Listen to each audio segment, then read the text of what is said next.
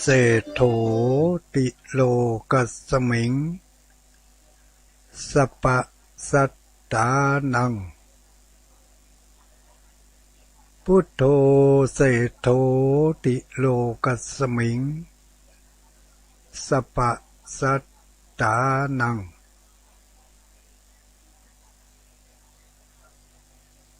พุทโธ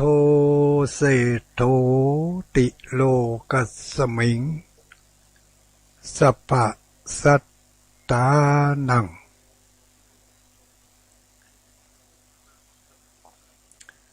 ขอความนอบน้อมแด่องค์สมเด็จพระสัมมาสัมพุทธเจ้า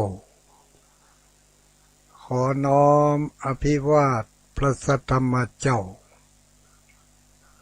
ขอน้อมนมัสการพระอริยสงฆ์เจ้าขอถวายความเคารพมายังท่านพระคุณเจ้าท่านเจ้าคณะพระสังฆาธิการท่านครูบาอาจารย์พระสงฆ์องค์สังฆเจ้าทุกรูปทุกตนทุกองค์เจริญสุขเจริญพรสวัสดียามค่ำคืนมายังพ่อแม่พี่น้องปู่ป้าน้าอาคนหนุ่มคนกำทุกหมู่ทุกเหล่าทุกผู้ทุกคนที่เปิดเครื่องรับฟังอยู่ในเวลานี้บางผู้บางคนบางท่านอาจจะกำลังสแกนเครื่องวิทยุมาปะเข้าใส่ก็ขอบอกกล่าวเล่าขานให้กันฟังสักหน่อยว่ารายการที่ท่านกำลังฟังอยู่ในเวลานี้นั้นเป็นรายการธรรมะเพื่อนคนรับดึกธรรมะเพื่อนคนรับดึกดำเนินรายการโดยตุลุงดอยตุลุงดอยเป็นไผตุลุงดอยเป็นตุลุงดอยก็คือตุลุงพระครูปฏิภาณธรรมทินเนาะพระครูปฏิภาณธรรมทินเจ้าอาวาสวัดพระธาตุจอมพอตำบลเวียงอำเภอเวียงป่าเป้าจังหวัดเจียงไฮ้ดำเนินรายการอยู่ในเวลานี้พร้อมกันนั้นก็ยังมีตุลุงแก้วธรรมดาตุลุงแก้วธรรมดาก็ค่ำคืนวันนี้ตุลุงแก้วธรรมดาก็มาร่วมกิจกรรมโดยการจะได้นำธรรมเทศนามาบอกมากล่าวให้แก่คณะศรัทธาญาติโยมทั้งหลายได้ยินได้ฟังแล้วจะได้นำเอารายการเทศน้ำเทศธรรมเป็นกำเมืองเนาะเอามาบอกมากล่าวให้แก่ศรัทธาญาติโยมได้ยินได้ฟังกันตั้งแต่เวลา ตั้งแต่เวลานี้ก็คือประมาณ2 ทุ่มปลายเสร็จ2 ทุ่มปลายไปจนถึงสิ้นสุดเอาเวลาประมาณ4 ทุ่ม ประมาณ4 ทุ่มโดยประมาณเนาะค่ำคืนนี้พร้อมกันนั้นก็ขอประกาศอนุโมทนาขอบคุณขอบใจขอบอกขอบใจโดยเฉพาะอย่างยิ่งก็เจ้าของสถานีท้องถิ่นที่กำลังรับสัญญาณจากพระราชาม่อนจอมพอผ่านสถานีวิทยุคลื่นสีขาวเพื่อชาวประชาทางท้องถิ่นในอำเภอเวียงป่าเป้านี่ค่ำคืนวันนี้มี3 สถานีเนอะ3 สถานีด้วยกันเกิดว่าฟังไปสถานีใดสถานีหนึ่ง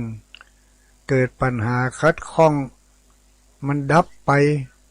ก็ให้หมุนไปแถมสถานีนะแถม2 ที่อันดับแรกก็คือสถานีดอยหมอกเรดิโอทีมงานคุณโยมดารุณีอันนี้ในคลื่นความถี่103.50 เมกะเฮิรตซ์ดอยหมอกเรดิโออีกสถานีหนึ่งก็อันนี้อยู่บ้านคนฟ้าเดียวกันนะสถานีคนฟ้าเดียวกันโดยคุณธนัทวรันอีกเนาะมาได้จะจำชื่อได้นี่เอามาท่องสักวันก่อนอันนี้สถานีคนฟ้าเดียวกันที่คลื่นความถี่99.75 เมกะเฮิรตซ์ถ้าเกิดว่าสถานีใดสถานีหนึ่งมีปัญหาหมุนมาที่นี่99.75หรือว่าหมุนมาที่103.50 เมกะเฮิรตซ์โดยหมอกเรดิโอยังบันนำใจถ้าเกิดว่า2 สถานีนี่ยุดเขายังมีรองรับอีกสถานีหนึ่งอันนั้นก็คือแม่ขจารโมเดิร์นเรดิโอแม่ขจารโมเดิร์นเรดิโอนี้คลื่นความถี่94.50 เมกะเฮิรตซ์94.50 เมกะเฮิรตซ์อันนี้ทีมงานของคุณโยมอนงพรหมมินทร์คุณโยมธิติรัตน์พรหมมินทร์แม่ขจารโมเดิร์นเรดิโอตังวังเหนือไผ่เยาเมืองพานอันนี้เพิ่งก็รับที่นี่ได้สดไปเผียวแจ้โฮมก็รับได้อยู่เนาะสำหรับอันนี้ท้องถิ่นในอำเภอเวียงป่าเป้าแล้วผู้ที่อยู่นอกจากอำเภอเวียงป่าเป้าไปแล้วจะรับที่ไหนได้รับที่ไหนได้อีกเมืองฝางรับได้ที่สถานีวิทยุพระบาทอุดมวัดพระบาทอุดมอันนี้โดยความเมตตาของพระเดชพระคุณท่านพระครูสุจิตานุรักษ์เจ้าคณะอำเภอฝางเป็นเจ้าของสถานีเพราะเป็นสถานีเพื่อการศึกษาเผยแผ่พระพุทธศาสนาแล้วก็พร้อมกันนั้น ถ้ามาตั้งแม่อายแม่อายก็มีแถมสถานีหนึ่งโอ้จำขึ้นมาได้แล้วเป็นอันว่าแม่อายนี่จะฟัง100.25ของวัดพระบาทอุดมก็ได้เนาะหรือว่าจะฟังของคุณทีมงานคุณดารุณีก็ได้อีกสถานีหนึ่งเนาะจำคลื่นความถี่ไม่ได้ขอสุมาอภัยด้วยขยับมาเนาะต ตังเมืองเป้าตังเมืองเป้าสดมาตังเจียงดาวนี่เจียงดาวก็ผ่านมาทางแม่แตงแม่ริมนี่อันนี้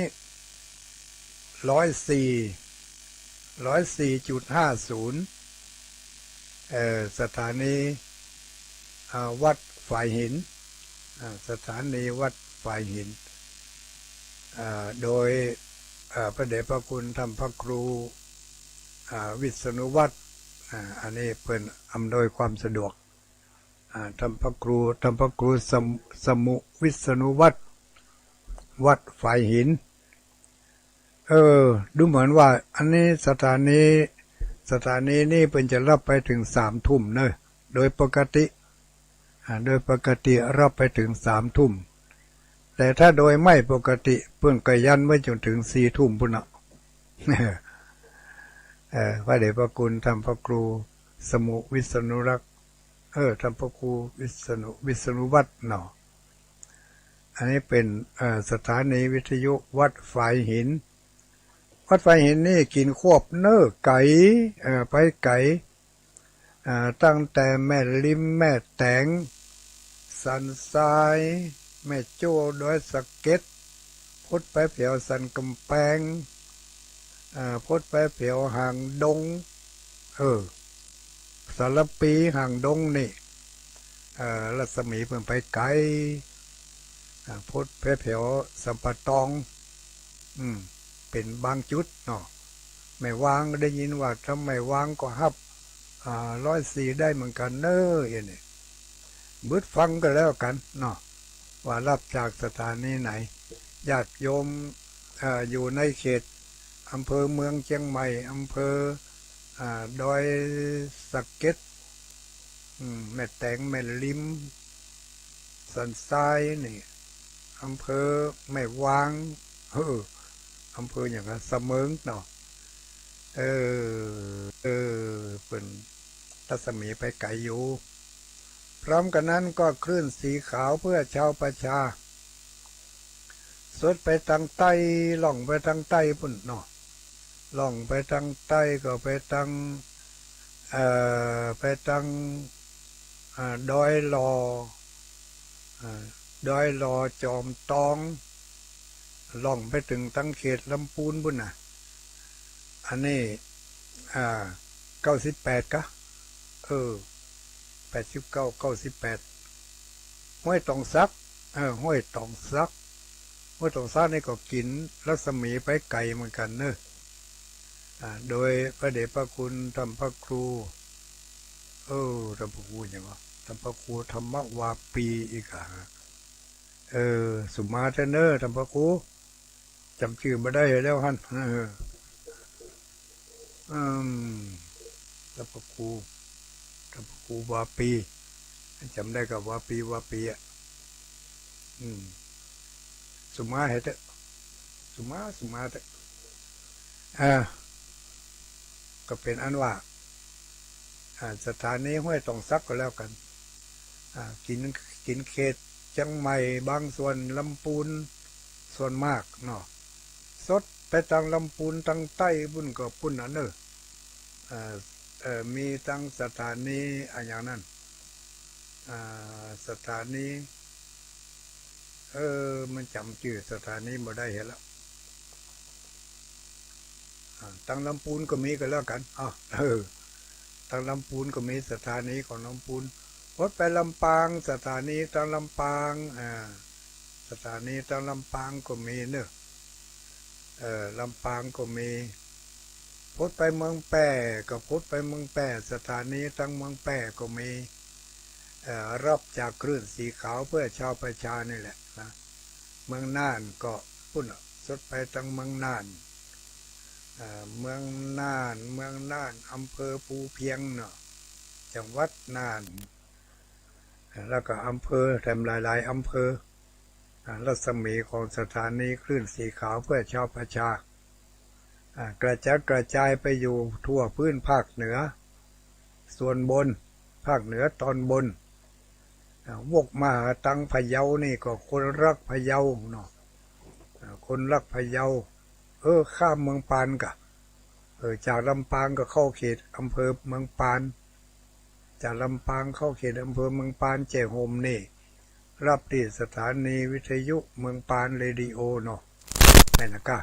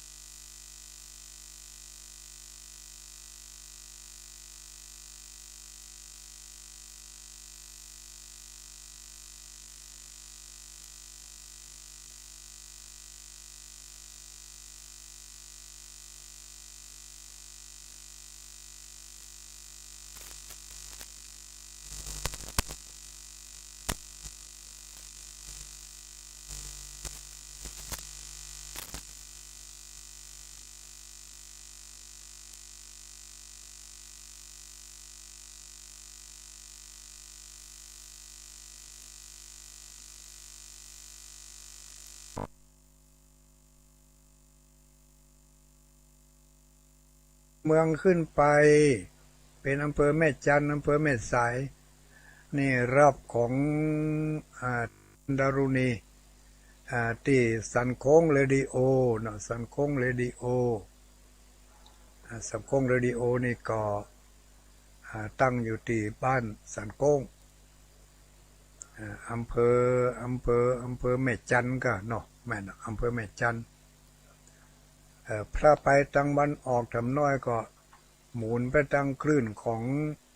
เจียงแสนเจียงแสนก็รับได้พี่น้องเจียงแสนตั้งแต่เปิดสถานีมานี่มาได้เคยได้ยินพี่น้องเชียงแสนโทรมาหากำเตียนเนอะบ่บึดโทรมาเฮ้น้อยเนาะพี่น้องเชียงแสนบุญมาเถอะเนอะยุนเข้ามาอาจจะตกกดหลายเตือน้อยก็ขอกดมากันแล้วกันพี่น้องเชียงแสนจะมีคนฟังอยู่ก็จ้านี่เชียงแสนขวบรัศมีมาถึงเพ่กันเนาะอย่างนี้มาถึงเขตติดต่อของตังเมืองเทิงนี่อำเภอเทิงนี่พี่น้องอำเภอเทิงก็รับได้จากเชียงแสนพ่องตังเมืองพานพ่องเนาะเมืองเทิงเอาได้เล่าขานกันมาถึงสถานีวิทยุเพื่อจะประกาศอนุโมทนาขอบคุณขอบใจสถานีวิทยุทุกคืนทุกความที่บ่ได้ประกาศออกชื่อออกเสียงก็ขอถือโอกาสนี่ขอบคุณเนอะมันบ่ได้จดจำเอามันอาจจะขาดตกบกพร่องไปหลายสถานีนะเพิ่นมีถึง20 กว่าสถานีกระจัดกระจายอยู่บนภาคเหนือตอนบนเนี่ยนะตั้งแต่เมืองแปะเมืองน่านขึ้นมาเนี่ยขึ้นไปถึงแม่สายแม่จันบุญพดไปแผ่เมืองฝางเมืองเป้าเมืองฝางบุญเนาะคลื่นสีขาวเพื่อชาวประชาทุกคืนตั้งแต่20:00 ถึง 22:00 จะมีรายการดีๆมาฝากมาฟังกันโดยนักจัดรายการเป็นพระคุณเจ้าท่านครูบาอาจารย์ผู้ที่มีภูมิหูภูมิธรรมในหลายๆรูปแบบภูมิหูภูมิธรรมในหลายขั้นหลายตอนที่พร้อมที่จะนำมาเสนอให้ญาติโยมเฮาทั้งหลายได้นำไปเป็นข้อคิดเตือนจิตสะกิดใจเอามาเป็นบทเรียนในการดำเนินชีวิตก็ว่าได้เนาะ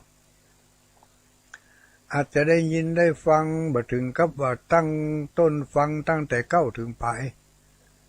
เขาอาจจะฟังไปลองฟังพอแล้วทุเจ้าทุนนี่เป็นจะได้เนี่ยฟังไปพอลองฟังทุเจ้าตุนนั่นพอล้อลองฟังทุเจ้าตุนนี่พอล้อเปิ่นสอนว่าจะได้พ่องเปิ่นอู้ว่าจะได้พ่องอีดีกว่าเนาะไม่ได้ว่าเปิ่นสอนเพราะไม่บางอาจจะสั่งสอนท่านผู้รู้ทั้งหลายได้เพียงแต่ว่านำมาเสนออู้ให้การฟังอู้ให้การฟังทุกคนเป็นพุทธบริษัทที่มีสติปัญญาอยู่แล้วมีสติปัญญามีปัญญาอันเลี่ยมคมเลี่ยมแซวอยู่แล้วกันทุกคนนะแต่ว่าที่ทุกเจ้านำมาเสนอนี่ก็เป็นแง่คิดอันหนึ่งบางทีอาจจะกึดมาถึงเนาะว่าจะเป็นไปอย่างนั้นบางทีก็อาจจะกึดล่ำไปกว่านี้แต่ก่อนล่ำไปกว่านี้ก็มีกึดบ่เต้าที่เปิ้นอู้มาเตือนี่ก็ยังมีอยู่ก็เลือกเอาญาติโยมทั้งหลายทุกเจ้าบอกว่าทุกเจ้าวัดไหนเปิดถึงมีแกงโหทั้งนั้นวัดต้องมีแกงโหมีแกงโหบางทีขนาดหนีแกงโหยังไปปะแกงแคอยู่นะหนีแกงโหแล้วนะไปเจอแกงแคอาจจะมีบางค่ำบางคืนที่พระก็แก่ฮังเลล้วนๆนะฮังเลล้วนๆบางคืนก็อาจจะมีแกงฮังเลล้วนๆเนาะหรืออาจจะยำอาจจะต้มอย่างอาจจะต้มจิ้นล้วนๆอาจจะลาบจิ้นล้วนๆนะหรือบางทีอาจจะน้ำพริกล้วนๆน้ำพริกอย่างมีหลายน้ำพริกอยู่ลูก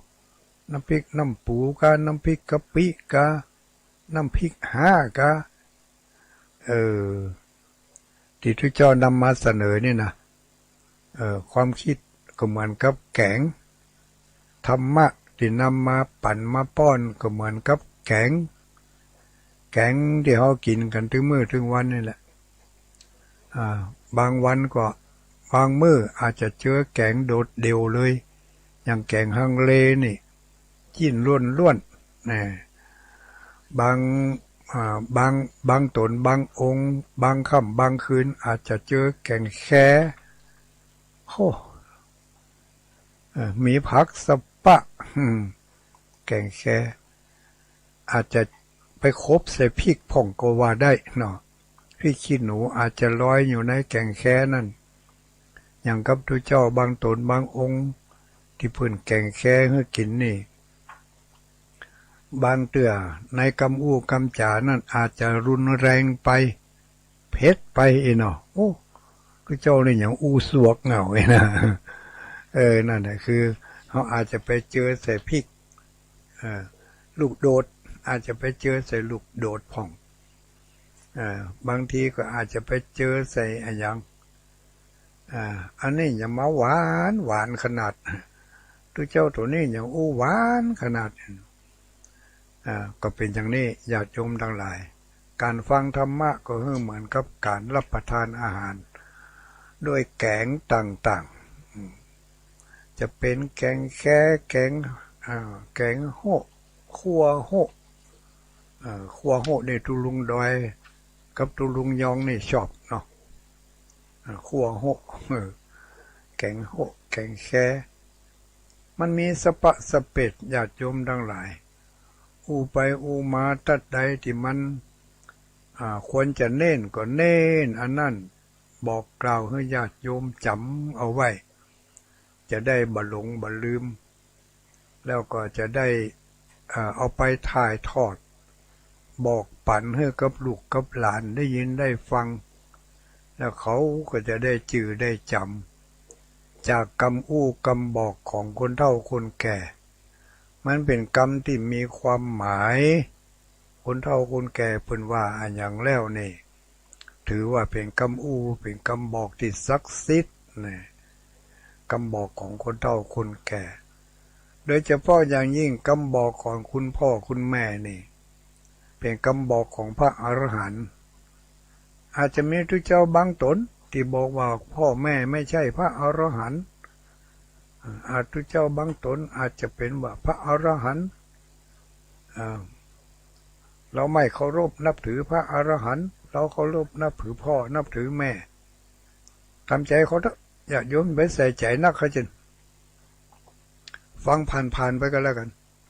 ว่าคนเขาคิดอย่างนี้ก็มีเนี่ยคืออย่างนี้แล้วมันสบายใจจะไปเก็บมาคิดจนซีเรียสเกินไปฟังหมู่เขาเนี่ยกินด้วยกันอยู่ด้วยกันกันเจ็บเป็นเย็นอุ่นกับหมู่เดียวกันเนี่ยไปยื้อไปใจกันร่มหายตายจากกับหมู่เดียวกันเนี่ยไปสวดไปถอนไปจุงเข้าไปเหี่ยว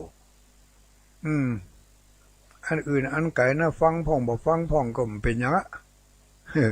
อย่าไปเอามากึดนักประสาทจะกินดีประสาทกินให้ก่อนอันเนี้ยญาติโยมทั้งหลายนำไปสอนลูกสอนหลานได้เลยไปบอกกล่าวได้เลยลูกเอ้ยกรรมพ่อกรรมแม่นี่นะเป็นกรรมที่ออกมาด้วยความปรารถนาดีบ่มีอามิสสินจ้างใดๆที่จะมาสั่งมาสอนลูกมาบอกมากล่าวมาตักมาเตือนลูกเต้าหลานเล่นคนอื่นที่นอกจากพ่อจากแม่ไปแล้วนี่ก็มีอยู่ ผู้ปรารถนาดี แต่ก็มีสองแง่สองมุมนั่นนะปรารถนาดีเพื่ออะไรมันมีคำว่าอะไรที่ตามมาอยู่แต่ผู้เป็นพ่อเป็นแม่ถ้าเอาไปแล้วนี่เพิ่นบ่มีคำว่าอะไรที่ตามมาปรารถนาดีเพื่ออะไรนะก็ปรารถนาดีก็เพื่อจะให้ลูกให้หลานได้ดิบได้ดีบางครั้งอาจจะรุนแรงไปพ่องก็เหมือนกับที่ทุลุงว่าธรรมะก็เหมือนกับแกงแค่บางเตื่อก็เหมือนกับแกงโหบางเตื่อก็เหมือนกับแกงฮังเลโดดที่ทุลุงจะนำมาเสนอในค่ำคืนวันนี้ก่อนที่ทุลุงแก้วจะเทศน้ำเทศธรรมก็ให้ญาติโยมหมู่เฮาทั้งหลายได้จำไว้เนอะมื้อถ้าไผโทรมาต้องตอบคำถามไว้นะตอบคำถามให้ได้ทุลุงก็จะบอกอย่างกับทุกเจ้าทั้งหลายเพิ่นบอกนั่นหรอกบอกว่าจะได้บอกว่าพระพุทธเจ้านี่เพิ่นจะสอนเพิ่นจะเน้นสอนอยู่ในหัวข้อ3 เรื่องพระพุทธเจ้าเพิ่นสอนเน้น3 เรื่องจำให้ดีเนอะแล้วเอาไปบอกลูกบอกหลานให้ได้ด้วยนะพระพุทธเจ้าเพิ่นเน้นหนักเน้นหนาเน้นอะไรอย่างพ่องข้อที่ 1พระพุทธเจ้าเพิ่นเน้นสอนเรื่องการให้ ละเว้นจากความชั่วช้าทั้งหลายความบดีทุกอย่างพระพุทธเจ้าเพิ่นจะสอนเน้นเรื่องนี้อันใดบดีเพิ่นจะแนะนำให้เว้นอย่างว่าการฆ่าสัตว์การเบียดเบียนสัตว์การฆ่าคนเบียดเบียนคนการทำร้ายคนเนี่ยการทำร้ายซึ่งกันและกันสัตว์มีชีวิตเนี่ยมันเป็นสิ่งที่บ่ควรกระทำเนอะชีวิตเขาก็ฮักชีวิตเฮาก็ฮักพอจะอ่านทางเว้นได้ก็เว้นเหียถ้าเว้นบ่ได้ก็พยายามเว้น อันเนี้ยเรียกว่าพระพุทธเจ้าสอนให้เว้นจากการกระทำความชั่วโดยประการทั้งปวงพยายามให้เว้นจากการลักการขโมยการไปเอาสิ่งของคนอื่นโดยไม่ได้รับอนุญาตขาดผงอันนี้ของไผก็ฮักของไผก็หวงเพราะฉะนั้นในเมื่อเจ้าของเปิ้นบ่อนุญาตแล้วบ่ควรจะเอามาเป็นของเฮาโดยวิธีการใดๆก็ตามถ้าเว้นได้ก็ให้เว้นเห็นถ้าเว้นบ่ได้ก็พยายามเว้นนักบ่ได้ก็เว้นเห็นน้อยๆต่อไปก็เรื่องเว้นเรื่องนักขึ้นอันนี้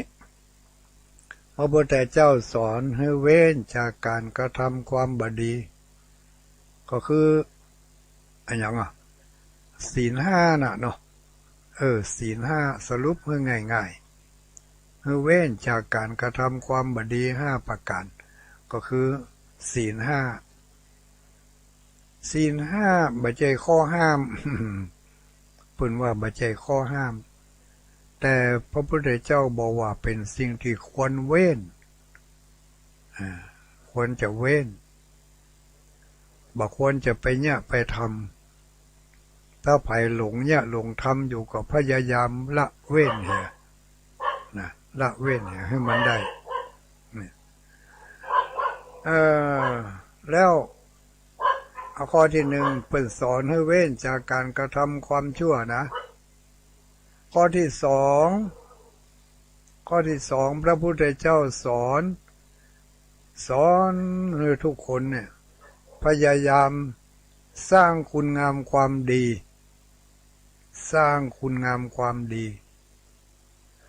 เมื่อสอนเว้นจากการกระทำความชั่วแล้วก็สอนให้สร้างคุณงามความดีนั่นคืออะไรอย่างความดีก็คือความมีเมตตาให้ฮักคนอื่นเหมือนกับฮักตัวเก่า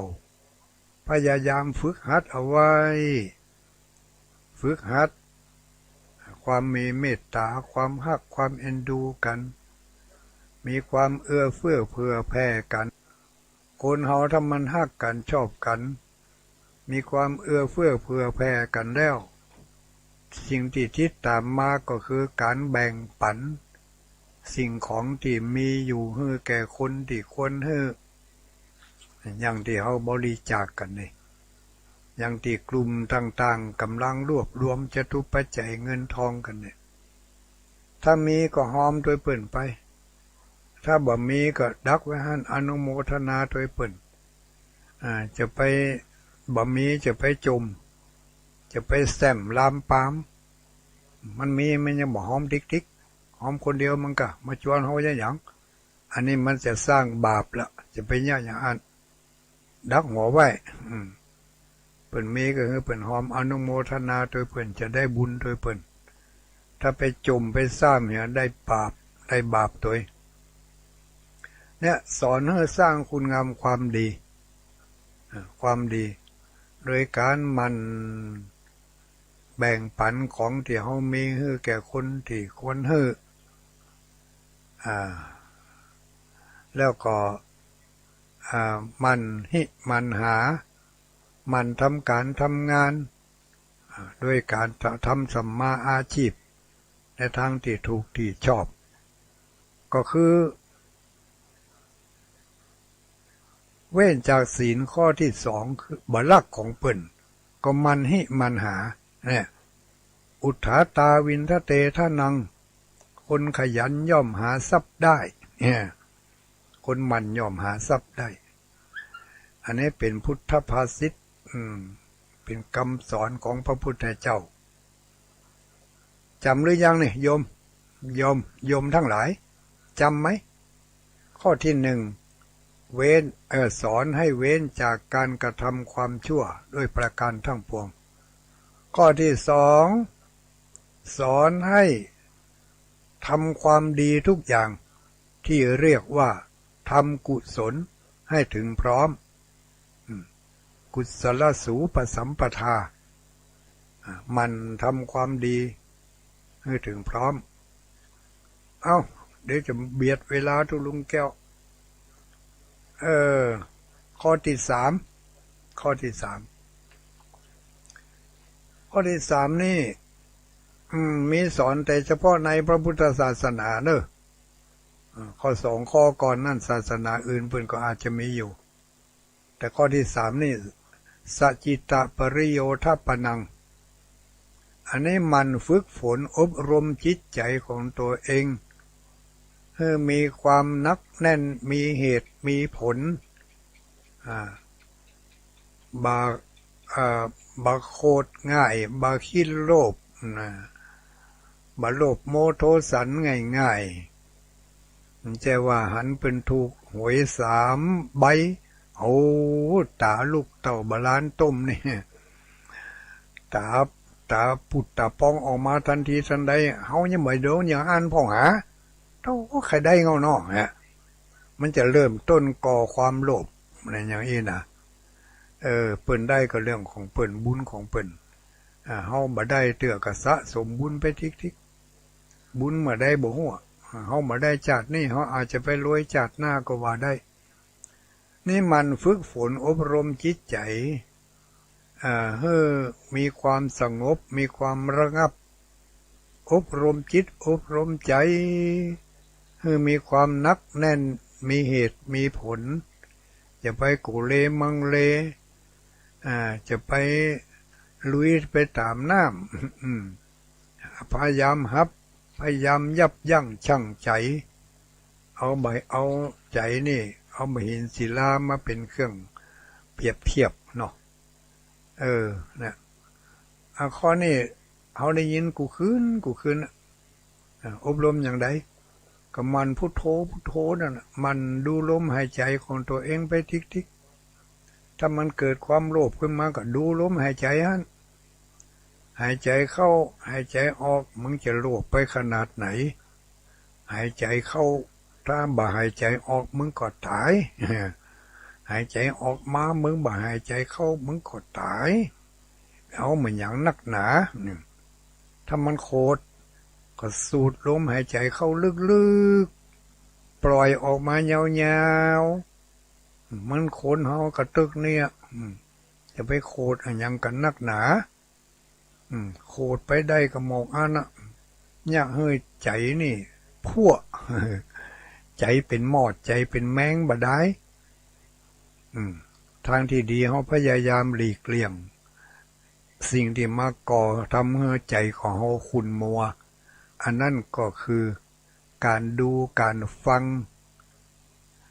เขาดูเขาฟังสิ่งต่างๆถ้ามันเป็นพิษเป็นภัยต่ออารมณ์แล้วพยายามงดเว้นสิ่งที่เป็นพิษเป็นภัยต่ออารมณ์บอกว่าจะเป็นหนังเป็นละครเป็น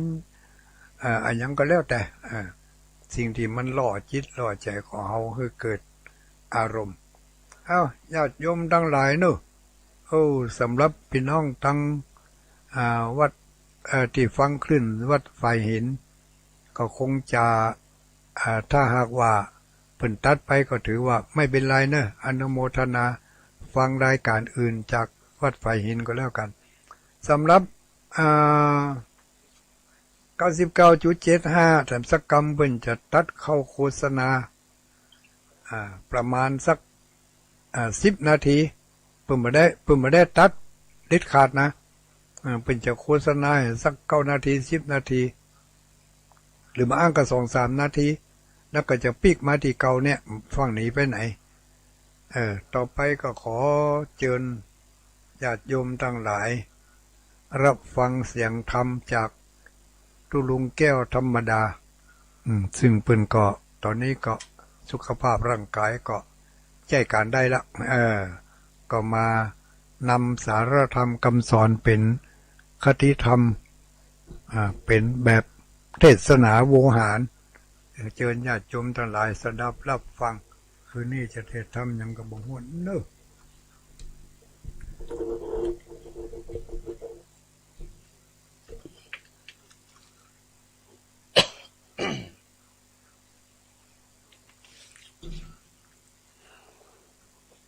ก็ขอกราบนมัสการแต่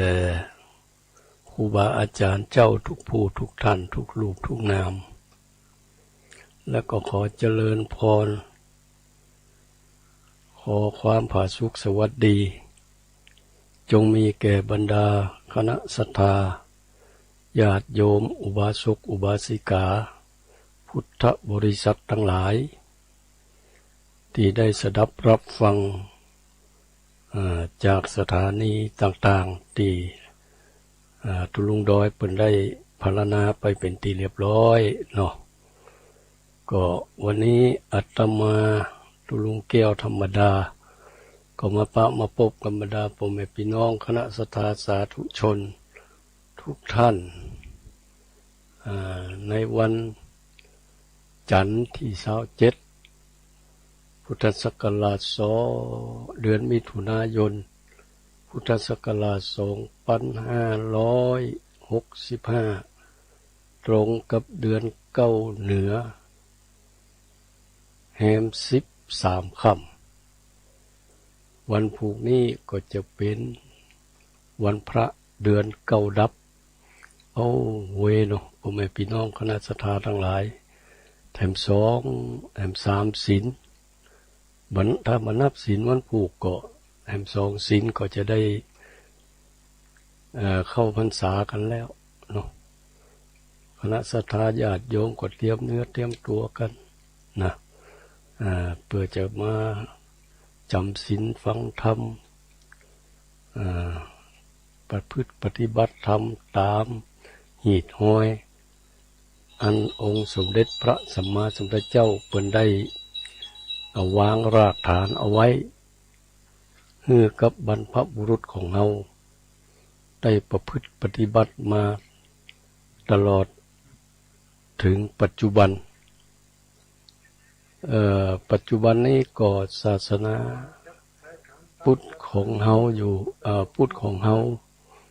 ก็กำลังการกุ้งรุ่งเรืองขึ้นมาเนาะจะหันได้จากการก่อสร้างอะไรอย่างต่างๆก็เป็นที่น่ายินดีกับคณะสงฆ์คลื่นสีขาวที่เพิ่นจะได้สร้างใหม่แถมวัดหนึ่งขึ้นมาเพื่อเป็นถาวรและวัตถุไว้กับบวรพุทธศาสนาของเฮานั่นก็คือวัดใหม่มณฑาเนาะวัดใหม่มณฑารามก็วัดเหล่ามณฑานี่อันนี้ก็ตั้งคณะสงฆ์องค์เจ้าของ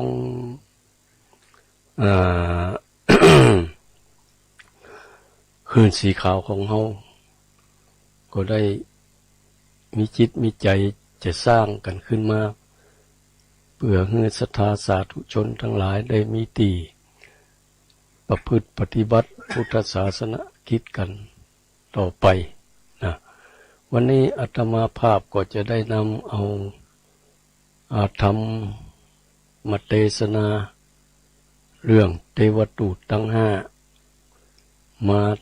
เทศนาให้กับบรรดาพ่อแม่พี่น้องคณะศรัทธาสาธุชนพ่ออุ้ยแม่อุ้ยผู้เฒ่าผู้แก่อีพ่ออีแม่พี่บ่าวน้องบ่าวพี่สาวน้องสาวทั้งหลายได้สดับรับฟังกันก็ตั้งเนื้อตั้งตัวตั้งจิตตั้งใจในการสดับรับฟังฟังแล้วก็นำไปพินิจพิจารณาเทวทูตทั้ง5มีอะไรอย่างพ้องนะที่จะเป็นเครื่องชักจูงให้เฮาได้เข้าไปสู่ยังสัมปรายภพที่ดีถ้าเฮาตั้งใจดีตั้งใจฟังเฮาก็จะได้มีพระอานิสงส์ได้บุญได้กุศลที่จะหนุนนำส่งให้เฮาได้เข้าไปสู่ยังสัมปรายภพอันเป็นภพเป็นภูมิที่เฮาตั้งจิตตั้งใจเอาไว้เนาะ ก็สดับรับฟังกันได้เน้อคณะศรัทธาตั้งจิตตั้งใจ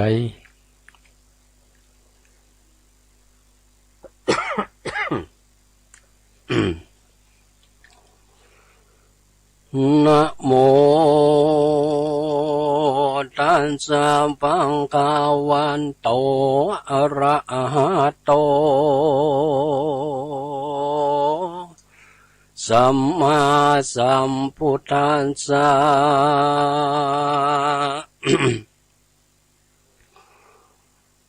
นามาสิกาโลพุทโธอันว่าพระพุทธเจ้าตนปันเสริฐกว่าโลกทั้งสามเตสิตังพระกฏเตสนายังเตวตุตังหาท่านตั้งหลายจุงทอมทาดาฟังเพื่อฮือเป็นสัจจังแน่แจ้งฮือเป็นที่หูแห่งสังขารทุกวันคืนการกินการอยู่ทุกผู้กูยิงใจอย่าปากันอยู่บ่ได้ปางเปล่าฮือปากันกึดเล่ายังโตนอันว่าปีเดือนวันหากขับวนมาหาแก่อันใจนั่นแต่หากว่าหนุ่มติแต่ ตาบ่จุมมืดมัวแม่นว่าผมยังหัวก็งอกเขียวก็หลุดหล่อนออกไปหลายเนื้อหนังกายก็หดหูจักเป็นดังอีกูยิงใจกวนดีป้ากันคงควายกระทำบุญหือตานรักษาศีลเมตตาภาวนาหาความดีใส่ตัวไปใจอย่านับได้อยู่นอนได้การตั้งตายไผบ่ฮู้อย่าได้ฟูสักเสริญปีเดือนเกินขับหือแก่เปียที่แผ่พับตัวอย่านับไข้หัวจักวายฮือกึดหนีไล่สู่ตังดีอย่าถือแก้วอันบ่มีก้าแก้วตำจ้าบ่ดีเอาฮือป้ากันถือดวงเท่าเพชรแก้วอันมีก้าแล้วดีงามขาลองจำกึดทอดเอาใจจอดหาดูยังหมูสัตว์น้อยใหญ่อันเดือดไม่ตุกขาเพราะจากที่เกิดฮือเป็นมาจะลาเบียดเบียนฮือเท่าเปียดที่เข้าสู่เต็มตนมรณะมาจนฮือตายพรากจุปูก็หากเหมือนกันเสียงคนนั้นสะเจ้าตั้งเสียงสัตว์ออกล่าหากินตั้งสัตว์บินบนและเตียวย่างไผ่บ่อาจอยู่ข้างเนานานกันมัดจุมันมาหอดก็จักตายละตอดตนตัวละเครื่องครัวขวางไว้ฝูงหมูญาไทยวิงวอนโซนสารจรลำบากคือบังเกิดทุกข์ยากหนักหนาดังพระสัทธาเป็นเจ้าหากกฎเงื่อนเก้าเทศนาเป็นวาระกถาว่าดังนี้อหัมปิโขมหิจาติธัมโมจาติอนาติโตอหัมปิโขมหิจลาติธัมโมจลาอนาติโตอหัมปิโขมหิพยาติธัมโมปยาติอนาติโตอหัมปิโขมหิมรณะธัมโมมรณะอนาติโตอหัมปิโขมหิทุกขธัมโมทุกขะอนาติโตหันตะยังกันละยานังกะโลมิกาเยนะวาจายะมนัสสายะมรณัสสติดังนี้ อาหัมปิแม้นว่าตัวแห่งเฮาและตัวแห่งตันญาติธรรมโมมีสภาวะอันเกิดมาก็เป็นทุกขาเมื่อยามน้อยเป็นทุกขค่อยเมื่อเป็นเด็กแดงฝูง